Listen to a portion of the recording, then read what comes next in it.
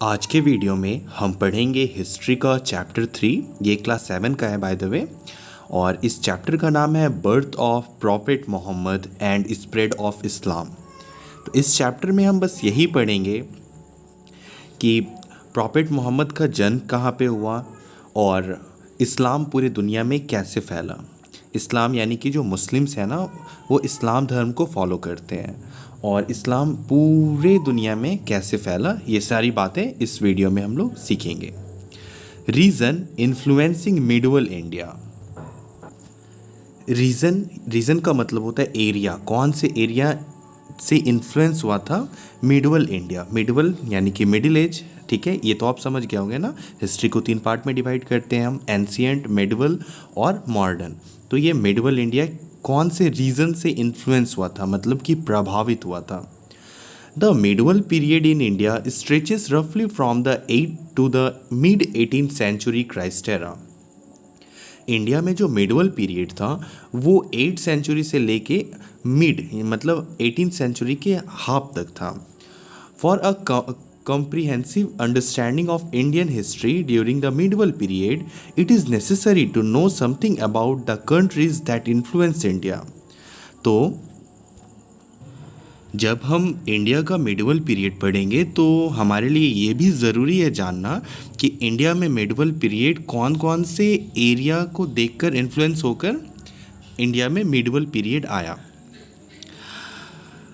Something that influenced India. The major reason that influenced Indian history were West Asia, Central Asia and Europe. तो India में जो medieval period आया था वो 3 area से आया था मेनली। तो पहला जो है वो है वेस्ट एशिया, दूसरा है सेंट्रल एशिया और तीसरा है यूरोप। ओके, अभी जो मैंने पार्ट पढ़ा कि वेस्ट एशिया, सेंट्रल एशिया और यूरोप, तो वो मैं आपको अब मैप में शो कर देता हूँ। तो आप देखो, ये मेरे पास जो है ना अभी आपको जो दिख रहा है ये है एशिया का मैप, ठीक है। और एशिया का ये है वेस्टर्न साइड, ये जितने साइड है ना इन्हें वेस्टर्न साइड कहते हैं। इसमें कुछ कंट्रीज़ का नाम मैं ले लेता हूँ। कंट्रीज़ के नाम है Turkey, Cyprus, Syria, Lebanon, Israel, फ़लस्तीन, जॉर्डन, ठीक है, Saudi Arabia, Yemen, Oman, UAE, Qatar, Bahrain, Iraq, Iran. तो मेनली जो ये कंट्रीज़ है ना इसे कहते हैं हम लोग वेस्ट एशिया, ठीक है। ये वेस्टर्न एशिया के कुछ कंट्रीज़ हुए। और ये है सेंट्रल एशिया। सेंट्रल एशिया में टोटल ऐसे मेनली 5 देश आते हैं, ठीक है। और उनका नाम है कजाकिस्तान, किर्गिस्तान, तजाकिस्तान, तुर्कमेनिस्तान और उज्बेकिस्तान। यहाँ पे 5 कंट्री है, ये सेंट्रल एशिया के हैं।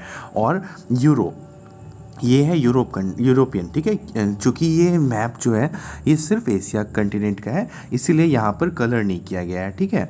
तो इंडिया में जो मिडवल पीरियड आया, यानी कि जो इंडिया इन्फ्लुएंस हुआ दूसरे देशों से, तो वो देश थे यहाँ के कुछ देश, Turkey, Cyprus, Syria, Lebanon, Israel, Palestine, Jordan, ये सब कुछ देश थे।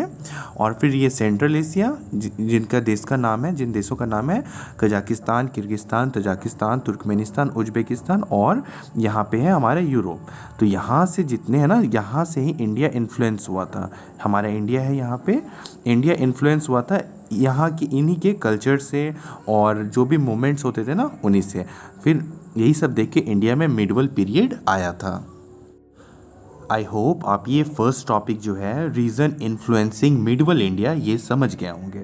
तो रीजन मेनली कौन सा था, West Asia, Central Asia and Europe. और मैंने आपको मैप में भी शो कर दिया कि ये सभी पार्ट के देशों के नाम, ठीक है। अब हम देखेंगे द एडवेंट ऑफ इस्लाम, कि इस्लाम कहाँ से आया।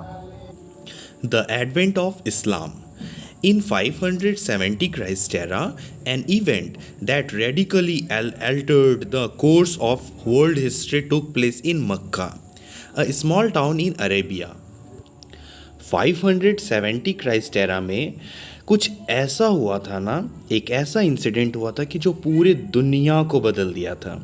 और ये घटना हुआ था मक्का में। Mecca is the name of a place. Wait, let me show you in a map. ये है हमारा इंडिया और यहाँ पे आपको एक कंट्री दिख रहा होगा सऊदी अरेबिया, है ना, सऊदी अरेबिया। तो सऊदी अरेबिया में ही एक छोटा सा जगह है यहाँ पे मक्का, और ये बहुत ही पवित्र स्थान माना जाता है, ठीक है। इस्लाम में ये बहुत ही पवित्र स्थान है, ठीक है, मक्का।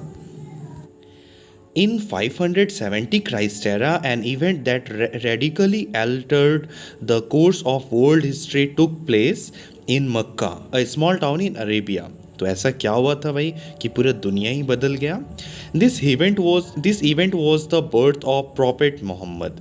और ये इवेंट जो था जिससे कि पूरा दुनिया बदल गया था वो था जन्म प्रॉफिट मोहम्मद का. प्रॉफिट मोहम्मद कौन है? The founder of Islam. ये इस्लाम धर्म का फाउंडर है. ये Muhammad was orphaned at very early age and was brought up by his uncle. तो जो मोहम्मद थे ना वो अनाथ थे बचपन से ही. ठीक है, तो उनके जो अंकल थे वो इनको पाले पोसे और बड़ा किए थे. He helped his uncle in his trading business. और मोहम्मद जो है वो मदद करते थे अपने अंकल का बिजनेस करने में. And travel far and wide with caravans. During his travel he came in contact with Christian and Jews and was impressed with their religious belief and practices. फिर जब ये बिज़नेस के दरमियान इन्हें जब बाहर जाना होता था तो ये बहुत लोगों से मिलते थे. और जब ये बहुत लोगों से मिले तो ये क्रिश्चियन और जूस लोगों से मिले. और उन लोगों से मिलकर ना मोहम्मद साहब बहुत ज़्यादा प्रभावित हुए उनसे. The Arabs at that time were divided into a number of tribes that were constantly at war with one another. तो उस वक्त जो सऊदी अरेबिया था ना वहाँ पे बहुत ज़्यादा छोटे छोटे गुट में लोग रहते थे. ठीक है, ट्राइब रहते थे, अलग अलग जनजातियाँ रहते थे. ठीक है, और ये लोग क्या करते थे, ये लोग हमेशा मार करते थे एक दूसरे के लिए ज़मीन हड़पने को या फिर किसी और भी मैटर पे. ये सब किसी न किसी बहाने से लड़ाई करते रहते थे. their lives were hard and they were poor. और वो जो ट्राइब्स होते थे ना उनका ज़िंदगी बहुत ही ज़्यादा मारपीट वाला होता था और ये बहुत गरीब होते थे actually. They were also superstitious and believed in numerous gods whose images they worshipped. और ये सब अंधविश्वास पे बिलीव करते थे. सुपरस्टिशियस का मतलब होता है अंधविश्वास पे बिलीव करते थे और बहुत सारे भगवान की पूजा करते थे. एज मोहम्मद ग्रू ओल्डर, फिर मोहम्मद जब बड़े होने लगे और ही spent a lot of time in prayer and meditation in a cave in the mountains. फिर ये अपना बहुत वक्त एक गुफा में कहीं पहाड़ पर चले जाते थे और अपना बहुत ज़्यादा समय मेडिटेशन में बिताते थे. Around 610 Christ era, he had a vision of angel Gabriel. 610 Christ era में इसे ना एक थॉट आया, एक मतलब कि आँख के सामने दिखा कि एक परी आई है उनके सामने, who revealed God divine message to him. और फिर वो भगवान का मैसेज इनको बताई. Muhammad the prophet carried the word of God और Allah to people of Mecca. और फिर मक्का में ये अपना वो जो होता है प्रीचिंग करने लगे लोगों को. ही declared that Allah the only one and only God. और फिर जाके मोहम्मद ये जो है ये जाके डिक्लेयर किए कि अल्लाह ही एक भगवान है.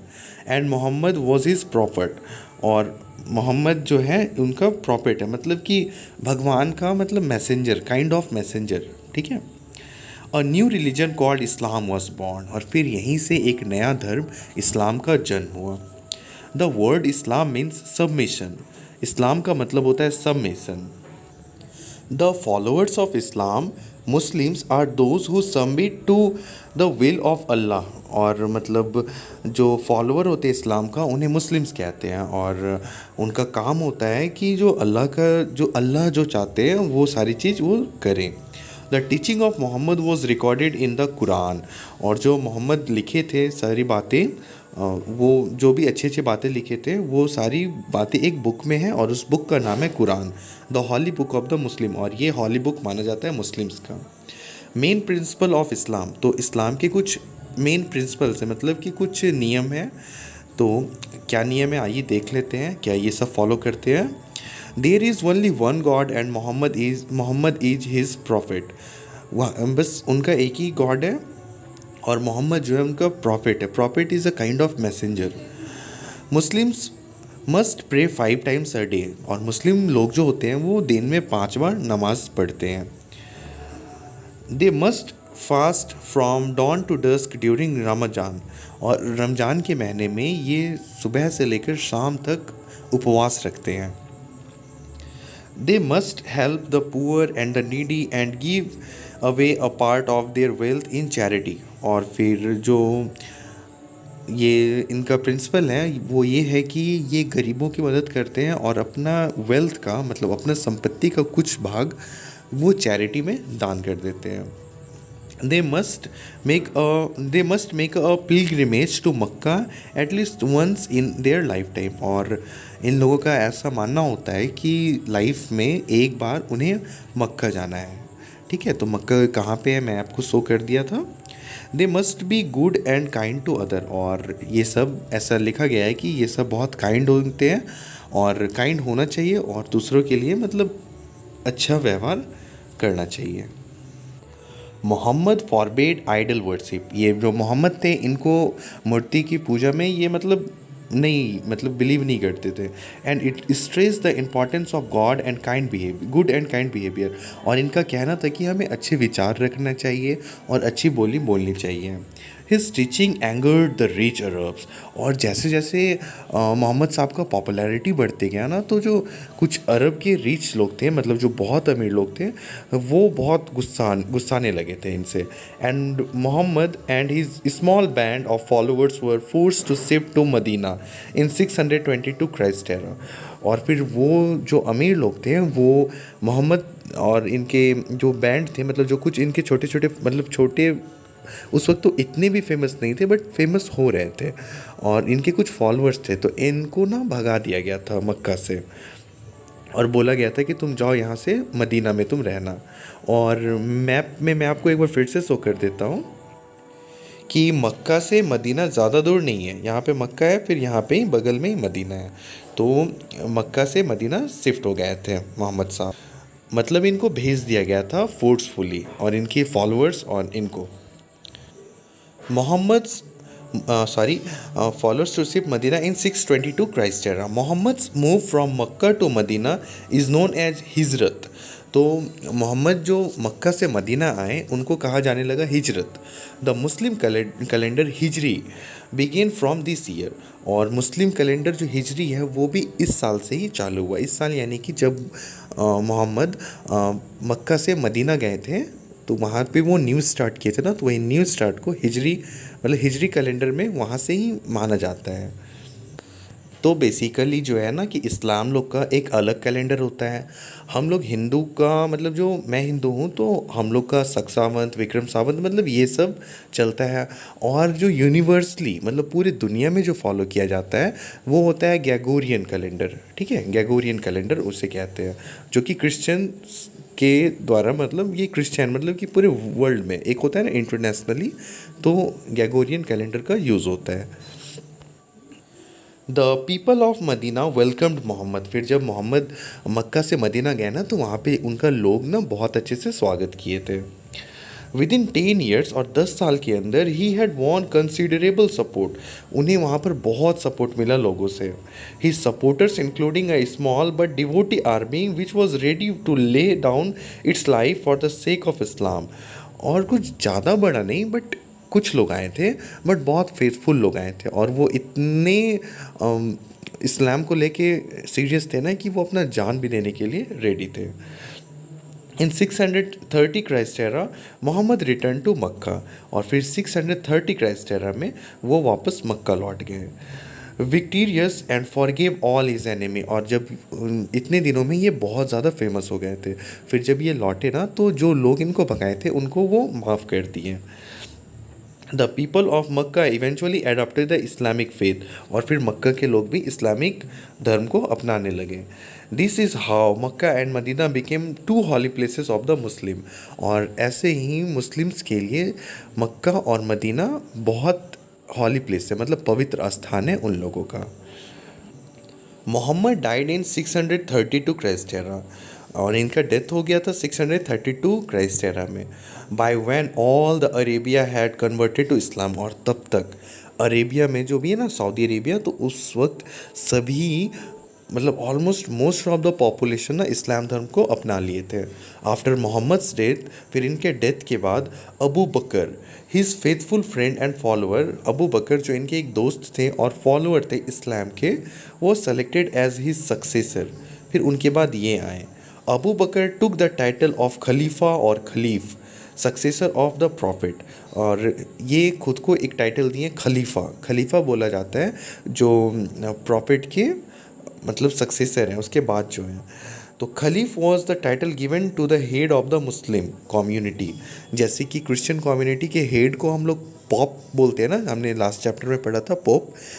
तो वैसे ही खलीफ जो है बोला जाता है, जो मेन होता है ना हेड मुस्लिम कम्युनिटी का, उन्हें कहा जाता है caliph. He became the religious and political head of the people, और बाद में ये रिलीजियस और पॉलिटिकल हेड बने, मतलब कि अपने धर्म का भी सबसे टॉप और पॉलिटिक्स में भी सबसे हेड, मतलब यही बने खलीफ अबू बकर। ठीक है, तो आज के वीडियो में मैं यहीं तक रखता हूँ। नेक्स्ट वीडियो में मैं आपको एक्सप्लेन करूँगा स्प्रेड ऑफ इस्लाम, कि इस्लाम कैसे स्प्रेड हुआ। राइज तो हो गया वो मक्का और मदीना से, बट स्प्रेड कैसे हुआ पूरी दुनिया में। ठीक है, ये सभी बातों को मैं आपको नेक्स्ट वीडियो में एक्सप्लेन करूँगा। ठीक है, thank you so much for watching this video. I hope आपको हर एक चीज़ समझ आ गई होगी। इन केस अगर कोई डाउट है तो मैं कोशिश करूँगा, आप कमेंट कर देना, फिर मैं कोशिश करूँगा आपके कमेंट का रिप्लाई करके आपके डाउट को क्लियर करना। Thank you so much for watching this video.